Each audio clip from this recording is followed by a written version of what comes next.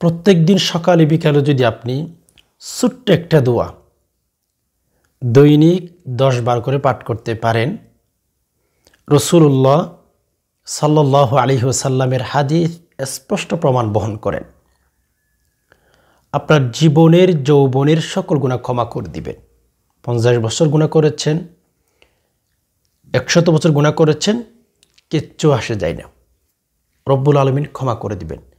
আমি বলবো যে সমস্ত ভাই বোন গুনাহ করতে করতে হঠাৎ বন্দে আপনার মনের মধ্যে বই এসে গেছে যে আমার মরতে হবে, এখন সারা জীবন গুনাহ করলাম, অলমোস্ট আল্লাহ আমাকে ক্ষমা করবেন কি না, এই যে এই চিন্তাটা আপনি যদি পরোক্ষভাবে চিন্তা করেন, অনেক মানুষের মনের ভেতরে এই কথাটা, এই চিন্তাটা আপনি পাবেন। দেন আমি সে সমস্ত ভাই বোনদেরকে বলবো, আপনাকে আল্লাহ খুঁজতেছেন, আল্লাহ আপনাকে ক্ষমা করতে চান, আল্লাহ আপনাকে ক্ষমা করতে চান চান চান যতই গুনাহ করেছেন। যে আপনি মনের মধ্যে আনতেছেন আমি ছোটোবেলা থেকে নামাজ পড়ি নাই বা 10 বছর নামাজ পড়ি নাই, হ্যাঁ, কিন্তু আপনি চিন্তা করতেছেন এগুলো আল্লাহ আমাকে ক্ষমা করবেন কিনা এখন থেকে যদি আমি নামাজ পড়া আরম্ভ করে থাকি। মেরে আজিজ, একটা কথা কি জানেন, সামনের জীবন নিয়ে ভাবেন, সামনে কিভাবে কাটাবেন, ইবাদত বন্দেগী করে কাটাবেন নাকি আগের মতো করে কাটাবেন, সামনের জীবন নিয়ে ভাবেন, তাওবা করে নতুন জীবন শুরু করেন। বিগত জীবনের গুনাহ ক্ষমা করার ওয়াদা আল্লাহর রয়েছে। কসম খুদা, যদি কোনো ব্যক্তি তাওবা করতে পারে, বিগত জীবনে যত গুনাহ করেছেন আল্লাহ ক্ষমা করে দিবেন। সামনের জীবন কিভাবে কাটাবেন ওইটা নিয়ে ভাবতে হবে। বাইজিদ রহমতুল্লাহি আলাইহি আমরা সকলে জানি, ঠিক না? আল্লাহ তাআলা আমাদেরকে শয়তান দিয়েছেন বিধায় আমরা গুনাহ করি। শয়তান আমাদেরকে কিভাবে গুনাহ করে জানেন? বাধ্য করে।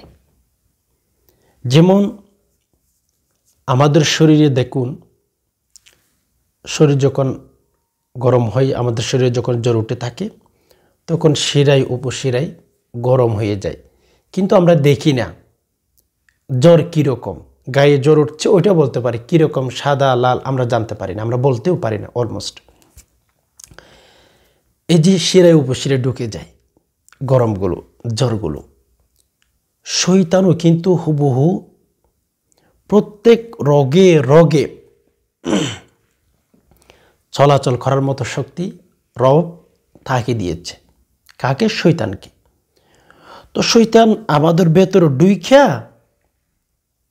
আমাদেরকে বাধ্য করেন গুনাহ করার জন্য। এজন্য পৃথিবীর কোনো পুরুষ, কোনো নারী, নবী রাসূল বাদ দিয়ে এদের কথা ভিন্ন, এদেরকে আল্লাহ পাক রব্বুল আলামিন স্পেশাল হেফাজত করেছেন, এদের কথা ভিন্ন। নবী রাসূল বাদ দিয়ে আর পৃথিবীতে যে সমস্ত মানুষ বসবাস করে থাকে, নারী বলেন, পুরুষ বলেন, যুবক যুবতী বলেন, প্রত্যেকেই গুনাহ করে। একজনকেও আপনি দেখাইতে পারবেন না গুনাহ করে নাই, প্রত্যেকেই গুনাহ করে। মেবি আমি যদি বলি রাসূলের একটা হাদিসের কথা, কুল্লু বানি আদম খাত্তাবুন ওয়া খায়রুল খাত্তাবুন আত-তাওয়াবুন। সকল মানুষ তাওবা গুনাহ করে, সকল মানুষ, রাসূল বলেন সকল মানুষ গুনাহকেই ভালোবাসে, গুনাহ করতে পছন্দ করে, গুনাহ করে।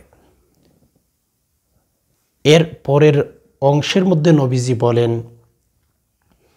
গুনাহ করার পর যারা তাওবা করবে ওই সমস্ত নারী পুরুষ আল্লাহ তাআলার কাছে সর্বশ্রেষ্ঠ গ্রহণযোগ্য, তারাই হচ্ছে আল্লাহ পাক রব্বুল আলামিনের কাছে সর্বশ্রেষ্ঠ মানুষ।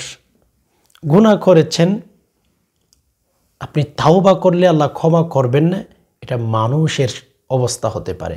মানুষ ক্ষমা করতে না পারে, মানুষের একটা দোষ করেছেন, ভুল করেছেন, সরি বললে মানুষ ক্ষমা করতে চায় না। মানুষ অনেক কঠিন মানুষের কাছ থেকে ক্ষমা পাওয়া। কিন্তু মেরা আজিজ, আল্লাহর কাছে কোনো বান্দা তাওবা করলে আল্লাহ তাকে ক্ষমা না করতে পারেন না। একটা বাবার কথা যদি বলি, একটা মায়ের কথা যদি বলি,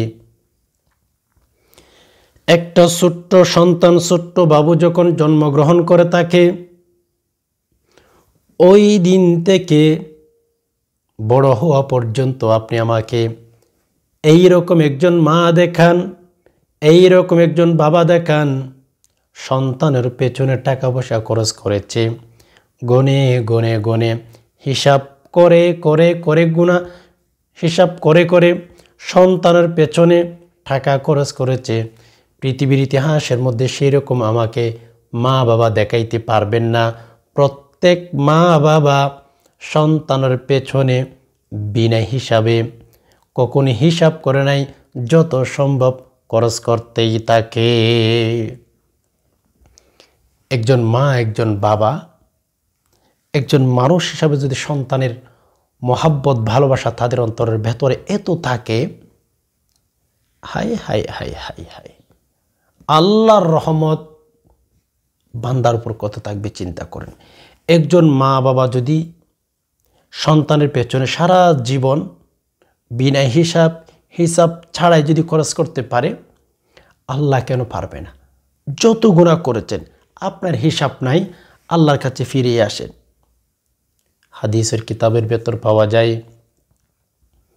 একজন গুনাহগার বান্দা যখন আল্লাহ তাআলার দিকে ফিরিয়ে আসে, রব্বুল আলামিন কত খুশি হয় জানেন? আল্লাহু আকবার। কোনো বান্দা যদি, গুনাহগার বান্দা যদি তাওবা করার জন্য নিয়ত করে, যদি নিয়ত করে আমি আগামীকাল এই সময়ের মধ্যে ফজর নামাজের সময় তাওবা করে নামাজ পড়া কমপ্লিট শুরু করব,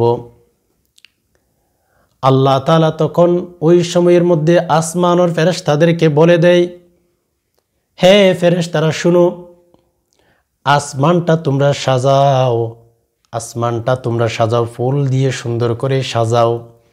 হাই হাই, মানুষ যদি কোনো জিনিসটাকে সাজায়, মানুষ যদি কোনো আয়োজন করে থাকে, অনুষ্ঠান করে থাকে, মঞ্চ খুবই সুন্দরভাবে সাজিয়ে থাকে, মানুষ অবাক হয়ে তাকিয়ে থাকে, হয়রান হয়ে যায়। মানুষ এত সুন্দর কিভাবে মঞ্চ তৈরি করেছে, স্টাইল তৈরি করেছে। মানুষের তৈরি যদি এত সুন্দর হয়, ফেরেশতাগণ ফুল দিয়ে যে আসমান সাজায় সেটা কত সুন্দর হবে। কিছু ফেরেশতা রব্বুল আলামিনের কাছে জিজ্ঞেস করবেন, মালিক কি হয়েছে? ফুল দিয়ে সাজানো সেটা তো মানুষের কাজ, আমাদেরকে কেন হুকুম করেছেন? মালিক একটু যদি বলতেন।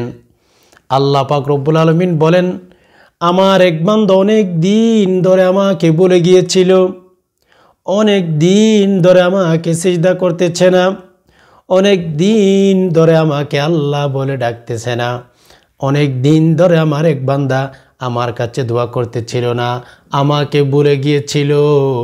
হঠাৎ করে আগামীকাল আমার বান্দা আমার কাছে চলে আসতেছে, আমার বান্দা তওবা করবে, আমি আল্লাহ খুশি হইয়া গেলাম, আমি ওই বান্দার জন্য এত আয়োজন করতেছি।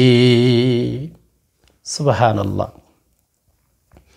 তো মেরে দোস্ত, আল্লাহকে খুশি করতে কি মন চাই না? এই জন্য আপনি গুনাহ করবেন, আমি গুনাহ করব, প্রত্যেক মানুষ গুনাহ করবে। যেমন বাইজিদের একটা ঘটনা, রহমতুল্লাহ আলাইহির ঘটনা আমি আপনাদেরকে শেয়ার করার চেষ্টা করেছিলাম ভিডিও শুরুতে। বাইজিদ আল্লাহ তাআলার কাছে বলেছিলেন যে, আল্লাহ আমি আপনার কাছে একটা দোয়া করি, সেটা হচ্ছে আপনি এমন একটা ব্যবস্থা করেন যেন শয়তান আমার কাছেও আসতে না পারে, আমি যেন শুধু ইবাদত বন্দেগী করব, দেন আমি দুনিয়া থেকে বিদায় হয়ে যাব। আল্লাহ আমাকে সেই ব্যবস্থাটা করে দেন না মালিক। আল্লাহ শয়তান যেন আমার কাছেও আসতে না পারে। একথা বাইজিদ রহমতুল্লাহ আল্লাহকে বলেছিলেন। আল্লাহ বলেছিলেন, বাইজিদ নো, হতেই পারে না। কি বলো? এটা হইতে হয় কিভাবে? সকল মানুষের কাছে শয়তান যাবে, এটাই ছিল সত্য কথা।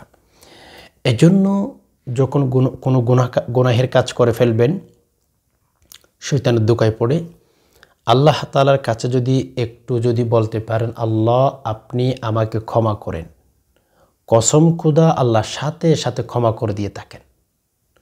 কত বড় বড় বড় কাফেরদেরকে আল্লাহ ক্ষমা করে দিয়েছেন জানেন। এর জন্য ভাই অনেক দিন গুনাহ করেছেন, প্লিজ একটু থামেন। বাম কাদের ফেরেশতাকে বলে দেন একটু রেস্ট নেওয়ার জন্য, অনেক দিন গুনাহ লিখতেছে। ভাই থামেন, হারামে আরাম নাই, গুনাতে শান্তি নাই। আপনি মনে করতেছেন গুনাহের কাজ আপনাকে শান্তি দিবে? নো। কে বলেছে আপনাকে গুনাহের কাজ মানুষকে শান্তি দেয়? আপনি জিজ্ঞেস করে দেখেন, আবু জাহেল উতবা সাইবার কবরে যান, জিজ্ঞেস করে দেখেন, কেউ শান্তিতে ছিল না। হারামে গুনাতে কখনো মানুষ শান্তি পেতে পারে না, এটা নো। আল্লাহ রাখেন নাই শান্তি ওখানে। এই জন্য অনেক দিন গুনাহ করেছেন, একটু থামুন, রবের কাছে ফিরিয়ে আসুন, রবকে রাজি করার চেষ্টা করুন। তো যখনই গুনাহ করবেন, গুনাহ করার পরে যখন আপনার মনের মধ্যে একটু ভয় এসে গেছে, তখন তিনটা কথা আল্লাহ তাআলাকে বলবেন, পাক্কা ওয়াদা করবেন, উজু করবেন, আল্লাহকে বলবেন আল্লাহ আমি গুনাহ করেছি। নাম্বার 2, আল্লাহ আপনি আমাকে ক্ষমা করে দিন। নাম্বার 3, আল্লাহ আমি আর কখনো গুনাহ করব না, পাক্কা। মানে 100% আপনার নিয়ত ঠিক থাকতে হবে, দিল আর জবান এক হতে হবে। আপনি জবান দিয়ে আল্লাহকে বলেছেন আল্লাহ আপনি আমাকে ক্ষমা করে দিন, প্রত্যেক দিন এভাবে গুনাহ করতে থাকেন, এটা যেন না হয়। কেননা যে কোনো মুহূর্তে শয়তান, যে কোনো মুহূর্তে আজরাইল আপনার সামনে এসে যেতে পারে।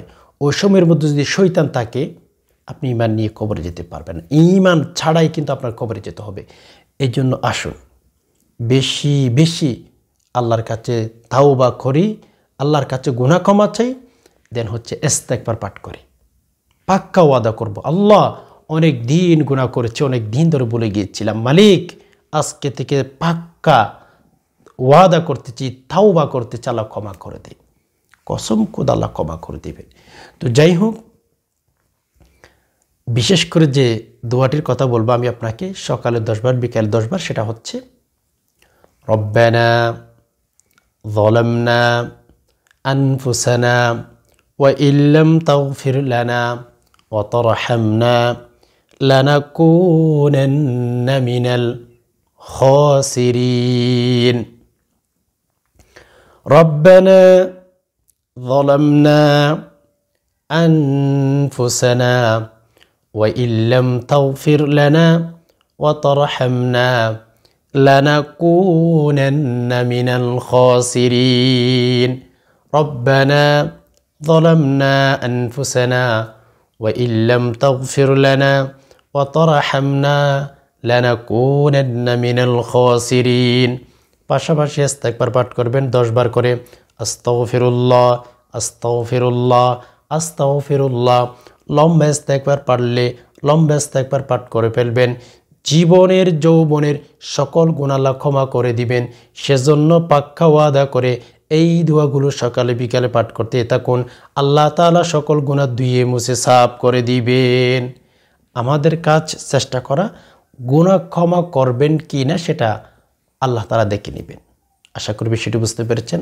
আল্লাহ পাক রব্বুল আলামিন সকল মুসলিম উম্মাহকে গুনাহ ক্ষমা করে কবরে যাওয়ার তৌফিক দান করুক, আমিন। প্রিয় দর্শক, ভিডিওটি যদি দেখে ভালো লেগে থাকে অবশ্যই একটি লাইক দিবেন আর চ্যানেলটি সাবস্ক্রাইব করে পাশেই থাকবেন। এই ছিল এলোমেলো বিক্ষিপ্ত থেকে কিছু আলোচনা। এতক্ষণ পর্যন্ত যে সমস্ত ভাই বোন ব্যস্ত থাকার পরে সময় দিয়ে সবর করে ভিডিওটি দেখছেন, আল্লাহ তাআলা আপনাদের সকলকে শান্তিতে রাখুক, নিরাপদ রাখুক, আমিন। হাদা মা ইনদি ওয়া লিল মিনদাল্লাহ আলাইহি তাওয়াক্কালতু ওয়া ইলাইহি উনীব। আসসালামু আলাইকুম ওয়া রাহমাতুল্লাহি ওয়া বারাকাতুহু।